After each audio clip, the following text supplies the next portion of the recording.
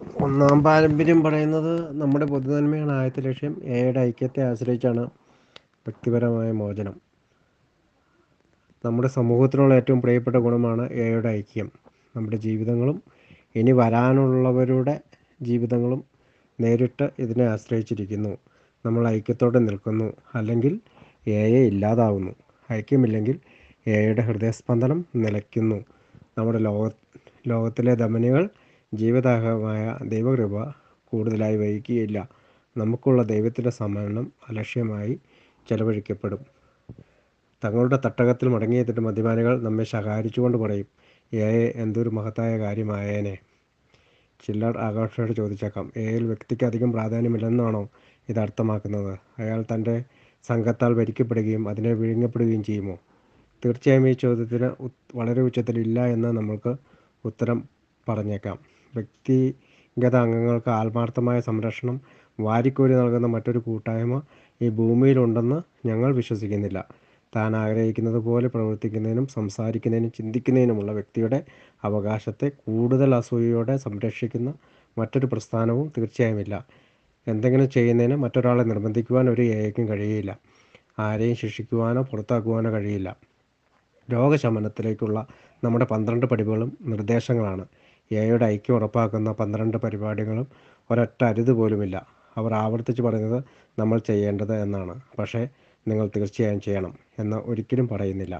ധാരാളം മനസ്സുകൾക്ക് വ്യക്തിയുടെ ഈ സ്വാതന്ത്ര്യമെല്ലാം പൂർണ്ണമായ അരാജകത്വമായി തോന്നാം.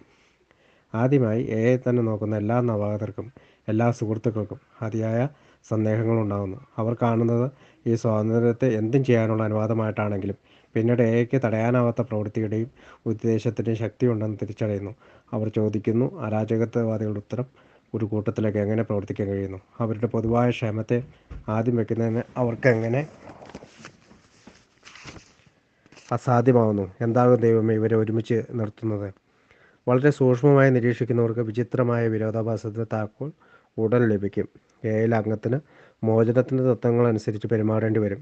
അയാളുടെ ജീവിതം സത്യത്തിൽ ആത്മീയ തത്വങ്ങളുടെ അനുസരണയെ ആശ്രയിച്ചിരിക്കുന്നു. അയാൾ അധികം ദൂരത്തേക്ക് വ്യതിചലിക്കുകയാണെങ്കിൽ അതിൻ്റെ പിഴ ഉറപ്പും ക്ഷിപ്രവുമാണ്. അയാൾ രോഗിയാവുകയും മരിക്കുകയും ചെയ്യുന്നു. ആദ്യം അയാൾ മുന്നോട്ട് പോകുന്നു. എന്തുകൊണ്ടെന്നാൽ അയാൾ അങ്ങനെ ചെയ്യേണ്ടതുണ്ട്. പക്ഷെ പിന്നീട് താൻ യഥാർത്ഥത്തിൽ ജീവിക്കാൻ ആഗ്രഹിക്കുന്ന ഒരു ജീവിത രീതി അയാൾ കണ്ടെത്തുന്നു. കൂടാതെ വിതരണം ചെയ്യാത്തിടത്തോളം ഈ അമൂല്യമായ സമ്മാനം തനിക്ക് സംരക്ഷിക്കാനാവില്ലെന്ന് അയാൾ കണ്ടെത്തുന്നു. എയുടെ സന്ദേശം വഹിക്കാത്ത പക്ഷം അയാൾക്കോ അല്ലെങ്കിൽ മറ്റാർക്കെങ്കിലുമോ അതിജീവിക്കുവാൻ കഴിയുകയില്ല. 12-ാം പടി പ്രവർത്തനം ഒരു ഗ്രൂപ്പിനെ രൂപീകരിച്ച നിമിഷം തന്നെ മറ്റൊരു കണ്ടെത്തൽ. ഒരു ഗ്രൂപ്പില്ലാത്ത പക്ഷം ഭൂരിഭാഗം വ്യക്തികൾക്ക് മോചനത്തിന് കഴിയില്ല. നടത്തപ്പെടുന്നു. വ്യക്തിഗതമായ ഒരു ത്യാഗവും ഒരു കൂട്ടായ്മയുടെ സംരക്ഷണത്തിന് ഒട്ടും വലുതല്ല. ഒരു വലിയ പൂർണ്ണതയുടെ ഒരു ചെറിയ ഭാഗം മാത്രമാണ് താനെന്നുമുള്ള ഒരു തിരിച്ചറിവ് ഉദിക്കുന്നു. തൻ്റെ ഉള്ളിലെ ആഗ്രഹങ്ങളുടെയും ഉത്കർഷങ്ങളുടെയും മുറവിളി അത് ആ ഗ്രൂപ്പിനെ അപായപ്പെടുത്തുമ്പോഴൊക്കെ നിശബ്ദമാക്കപ്പെടേണ്ടതുണ്ടെന്ന് അയാൾ മനസ്സിലാക്കുന്നു. ഗ്രൂപ്പ് അതിജീവിക്കുന്നില്ലെങ്കിൽ വ്യക്തി അതിജീവിക്കില്ലെന്ന് വ്യക്തമാക്കുന്നു.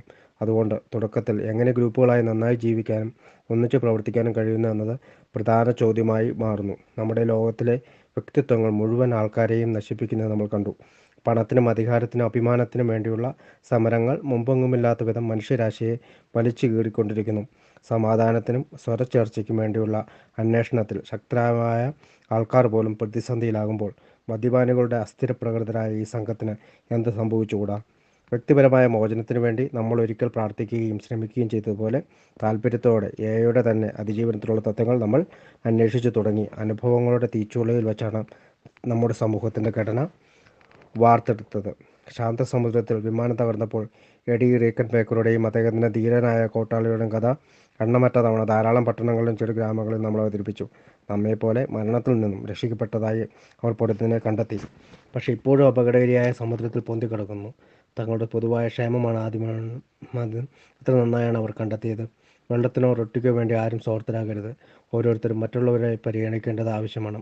അവരുടെ വിശ്വാസത്തിൽ അവർ അവരുടെ യഥാർത്ഥ ശക്തി കണ്ടെത്തണം. മറിഞ്ഞ് തങ്ങളുടെ ദുർബലമായ വഞ്ചിയുടെ എല്ലാ കുറവുകളെയും അനിശ്ചിതത്വത്തിൻ്റെയും വേദനയുടെയും ഭയത്തിൻ്റെയും നിരാശയുടെയും പിന്നെ ഒരാളുടെ മരണത്തിൻ്റെ പോലും എല്ലാ പരീക്ഷണങ്ങളെയും അതിജീവത്തക്ക അളവിൽ അവരിത് കണ്ടെത്തി. നാമും എയോടൊപ്പം ഇപ്രകാരമായിരുന്നു. അവിശ്വസനീയമായ ഒരു അനുഭവത്തിൻ്റെ പാഠങ്ങൾ മെച്ചപ്പെടുത്തുന്നതിന് വിശ്വാസം കൊണ്ടും പ്രവർത്തനം കൊണ്ടും നമുക്ക് കഴിഞ്ഞു. ഏഴ് 12 പാരമ്പര്യങ്ങൾ അവർ ഇന്ന് ജീവിക്കുന്നു. ഇത് ഈശ്വരേച്ഛയാണ്. ദൈവത്തിന് നമ്മെ ആവശ്യമുള്ളിടത്തോളം നമ്മെ ഐക്യത്തോടെ നിലനിർത്തും.